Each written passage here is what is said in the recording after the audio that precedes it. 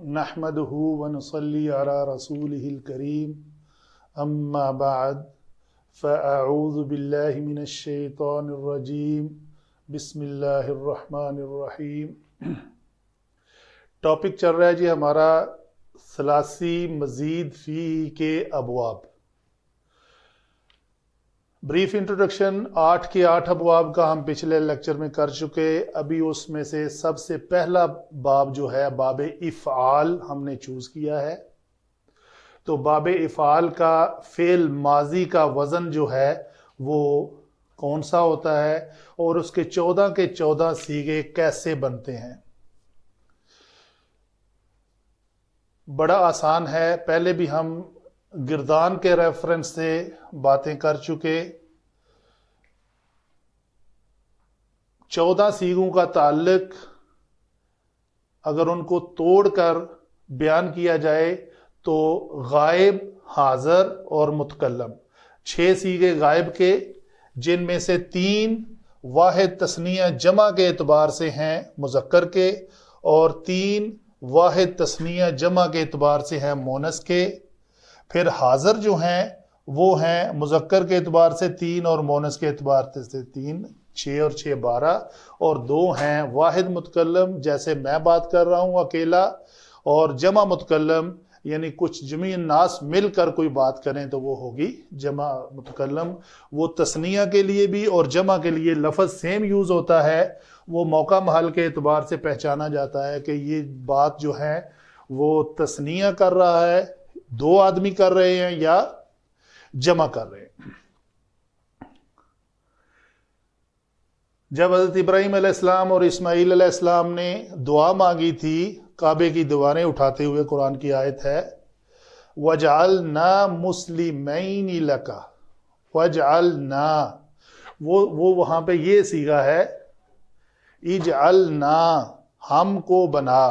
تو وہ اجعلنا جو ہے وہ تثنیہ ہے، اس کا آگے والا لفظ ہمیں اس کے اوپر گارنٹی دے رہا ہے کہ تثنیہ ہے مسلمین۔ اگر وہ مسلمین ہوتا تو وہی لفظ اس جگہ پہ ہوتا، جمع کا صیغہ ہوتا، وہ تثنیہ کا صیغہ ہے کہ ہم دونوں کو اپنا مطیع اور فرما بردار بنا۔ تو یہ ہے افعلنا کا دونوں جگہ کے اوپر لفظ سیم ہے، معنوی اعتبار سے مختلف آتا ہے۔ واپس آتے ہیں ہم پہلے صیغے پہ۔ ہوتا کیا ہے کہ اکثر ہمارے اسٹوڈنٹس جو ہے نا وہ سوال کرتے ہیں کہ یہ سر یہ سمجھ نہیں آتی کہ یہ ثلاثی مزید فی کیا ہے۔ ایک لفظ سامعہ تھا تو وہ اسمع ہو گیا ہے، تو اس میں تبدیلی کیا پیدا ہوگی اور اس کو کیوں اسمع کیا گیا ہے، اس کی وجہ کیا ہے؟ تو یہ کوئی بڑی راکٹ سائنس نہیں ہے، یہ چھوٹی سی بات ہے کہ عربی کا ایک مقولہ ہے کہ الفاظ حروف کی زیادتی معنی کی زیادتی پر دلالت کرتی ہے۔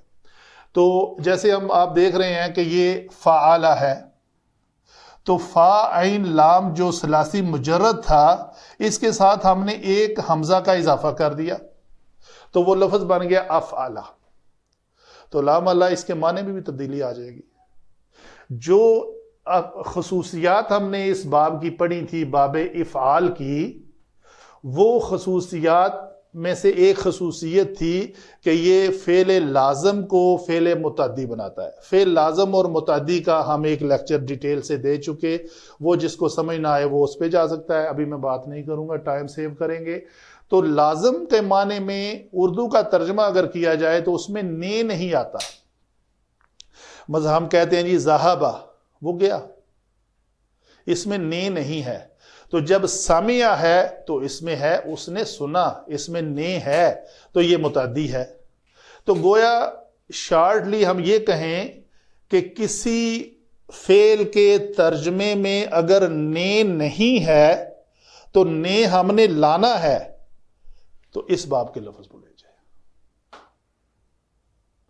لفظ ہے، یہ جگہ میں یوز کرتا ہوں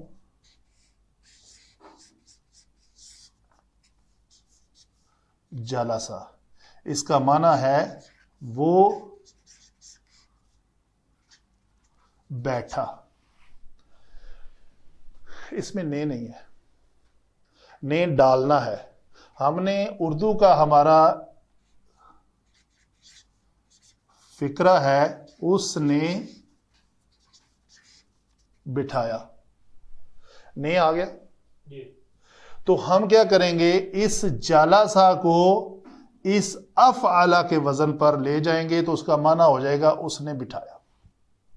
تو گویا یہ باب جو ہے کسی فکرے میں اگر نے نہیں ہے، کسی فعل کے معنی میں اگر نے نہیں ہے تو وہ نے لانے کے لیے یہ باب استعمال ہوتا ہے. گویا دوسرے لفظوں میں ہم کہیں گے یہ فعل لازم تھا اور اس کو ہم نے کیا کیا، متعدی بنا لیا، تو یہ لفظ بن جائے گا اجلسا.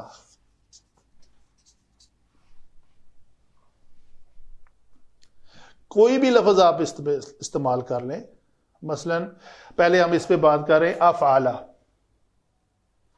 افعلا، افعلو، تو یہ فعل ہے، اس کے اندر ایک فاعل بھی ان دو صیغوں میں چھپا ہوا ہوتا ہے اور باقی سب صیغوں میں بارز ہے، ظاہر ہے، نظر آتا ہے. اچھا جی، وہ چھپا ہوا جو ہے وہ کیا ہے، وہ ہوا ہے. اس میں اس الف کے معنی ہوں گے ان دو مذکروں نے کیا. یہ واو کا معنی ہوگا، یہ واو ضمیر ہے، واو کا معنی ہوگا ان سب مذکروں نے کیا. آگے آ گیا ہے افعلت، اس میں ہے چھپی ہوئی ہے، اس میں کوئی ایک لفظ نہیں. بعض علماء کہتے ہیں کہ تائے تانیث ہے، یہ تا ساکن جو ہے یہ علامت تانیث ہے، مونس کی علامت ہے، اس کو کہہ دیں یہ ضمیر ہے. لیکن اختلاف ہے کوفی اور بصریوں کے نزدیک. جمہور علماء کہتے ہیں کہ اس میں بھی ہے چھپی ہوئی ہے، تو ہم جمہور کی رائے کو لیتے ہیں. تو افعلت میں کیا ہے، اس ایک مونس نے کیا. افعلتا، اس میں تا ضمیر ہے، ان سب مونسوں نے. اچھا یہاں پہ ایک سوال پیدا ہوگا، میں کیا معنی کر رہا ہوں تو اگر اس نے کیا فعلا، اچھی بات آ گئی ہے، فعلا اس نے کیا، تو گویا سوال آ سکتا ہے کہ ایک لفظ ہے فعلا، اس نے کیا، ٹھیک ہے. تو پھر افعلا کا معنی بھی ہے اس نے کیا، تو اس میں اور اس میں فرق کیا ہوا، ٹھیک ہے. تو یہ ہوگا فعلا کا معنی ہے اس نے کیا، افعلا کا معنی ہوگا اس نے کروایا. تو یہ ہوا ہے اس نے کسی اور کو حکم دیا کہ یہ کام کر دو، ٹھیک ہے جی. تو یہ اس طرح آئے گا. پھر افعلت ہے ہو گئی، افعلتا ان دو مونسوں نے کروایا، افعلنا ان سب مونسوں نے کروایا. ہر لفظ کے اوپر ہم دیکھ لیں گے کیسے کوئی نہ کوئی ایک ایگزامپل لا لیں گے. افعلتا، تو نے کروایا، تم دونوں نے کروایا، تم سب نے کروایا، تو ایک مونس نے کروایا، تم دو مونسوں نے کروایا، تم سب مونسوں نے کروایا، اور تم، میں نے کروایا اور ہم نے کروایا. اچھا جی، میں اسی کے اوپر ایک لفظ لیتا ہوں جی، هو الذی ارسل،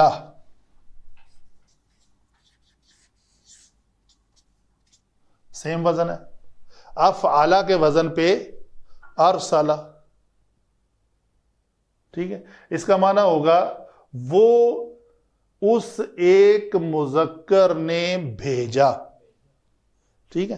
ادھر آپ آ جائیں، افعلنا کے وزن پہ لفظ آتا ہے ہمارے پاس سورۃ القدر میں،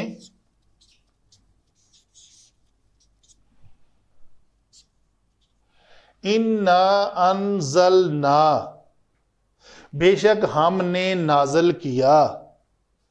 جب یہ ثلاثی مجرد تھا تو اس کا معنی تھا نازلہ، کا معنی تھا وہ اترا، وہ نازل ہوا، اس میں نے نہیں تھا، اس میں نے ڈالنا تھا تو لفظ ہم نے بنایا انزلنا، ہم نے اتارا. اللہ تعالیٰ اپنے آپ کو مخاطب کر کے کہہ رہا ہے کہ ہم نے اتارا، اِنَّا أَنزَلْنَاهُ فِي لَيْلَةِ الْقَدْرِ. تو یہ لفظ اس پیٹرن پہ ہے جو جمع متکلم کا صیغہ ہے انزلنا. ٹھیک ہے جی. ارسلہ واحد مذکر غائب کا صیغہ ہے، یہ بھیجنے والا ایک ہے. هو الذی ارسل رسولہ بالہدی، وہ پاک ذات ہے جس نے بھیجا ہدایت دے کر رسول کو، اپنا رسول. ٹھیک ہے. یہاں پہ کیا ہے؟ یہاں پہ اللہ تعالیٰ اپنے آپ کو جمع کے صیغے سے مخاطب کر رہا ہے. جیسے واحد ہے، یہاں پہ یہ جمع ہے. بے شک ہم نے اتارا، تعظیم کے لیے، بے شک ہم نے اتارا اس کو، قرآن کو، فی لیلۃ القدر، لیلۃ القدر میں. ٹھیک ہے جی.